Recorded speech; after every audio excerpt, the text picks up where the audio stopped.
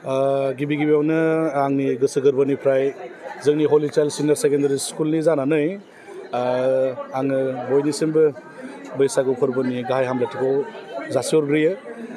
दिनैहाय जोंहा मोनसे हाबाफारि लानाय जादों, बेहाय जादों जोंना केरियार काउन्सिलिं ओमफ्रायहाय गाइडेन्स प्रग्राम लानाय जादों। जोंनि स्कुल हलि चाइल्ड सिनियर सेकेन्डारि स्कुला देग्लायनि रिजाल्टआव HSLC रिजाल्टआव 100% रिजाल्ट जादों। ओमफ्राय बेजों लोगोसे आं थांनो हायो 55 स्टुडेन्ट्स दङमोन। बे 55 स्टुडेन्ट्सआव जोंना 50 जन स्टुडेन्ट्सआनो माने फार्स्ट डिभिजन मोनदों आरो बिनि 50 जननि गेजेरावहाय साबाया डिस्टिंसन आरो 18 जन स्टुडेन्ट्सआ जोंना स्टार हल्डार जादों। ओमफ्राय अनलि साबाल' जोंना स्टुडेन्ट्सफ्रा थारमाने सेकेन्ड डिभिजनाव फैदों आरो जोङो बे प्रग्रामखौ लानो नागिरदों लादों मानो होनबा जोंनि स्टुडेन्ट्सफ्रा बे समाव बिराद प्रब्लेमाव गोग्लैयो बा कनफिउसनाव गोग्लैयो। स' बिनि थाखायनो जोङो बे प्रग्रामखौ लानाय जादों आरो ओमफ्राय दा जोंना बे हलि चाइल्ड सिनियर सेकेन्डारियाव थांनाय बोसोरनिफ्रायनो जोङो हायार सेकेन्डारि खुलिबाय।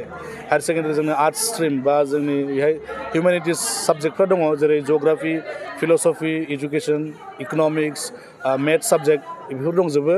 स' जायफ्रा बेहाय जोंना एडमिसन लानो गोसो नोंथांमोना जोंनि स्कुलाव फैनानै फर्मखौ कालेक्सन खालामनो हागोन एबा दर्पन पर्टेलावबो जोंना नाम दंखायो।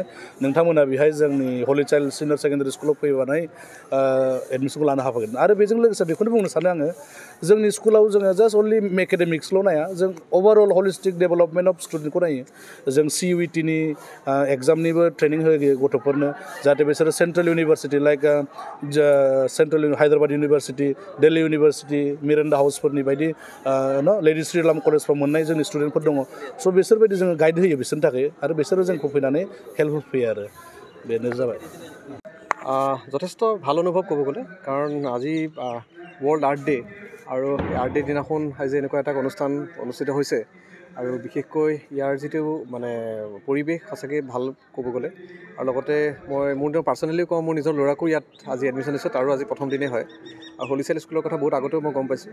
আৰু লগতে আজি আমাৰ কেৰিয়াৰ কাউন্সেলিঙত যিখিনি ষ্টুডেণ্ট ইয়াত উপস্থিত হৈছে, এইটো কাৰণে খুব ভাল পদক্ষেপ লৈছে ক'ব গ'লে স্কুল অথৰিটিৰ ফালৰ পৰা। কাৰণ যিহেতু ক্লাছ 10ৰ পিছত মানে ক'ত যায়, কি ষ্টুডেণ্টে কি পঢ়িব লাগে সেইখিনি বস্তু আছে, বহুত ষ্টুডেণ্টৰ মানে গাৰ্জেন মানে নাজানে। সেইখিনি যিটো আজি তেওঁলোকে প্লেটফৰ্ম পাইছে, যিটো প্লেটফৰ্মৰ যোগেদি তেওঁলোকে আচলতে সকলো ষ্টুডেণ্টে মানে তেওঁলোকৰ যদি নিজৰ মনৰ ফালৰ পৰা যি ইচ্ছা আছে, সেই ইচ্ছাখিনি তেওঁলোকে আচলতে আজি ইয়াৰ হেৰিৰ জৰিয়তে তেওঁলোকে বিভিন্ন কথা গম পাব। আৰু সেইখিনি মই ভাবোঁ যে ভৱিষ্যত জীৱনত তেওঁলোকক যথেষ্ট সহায়ক হ'ব। मोनसे गोजोनथाव खौरां।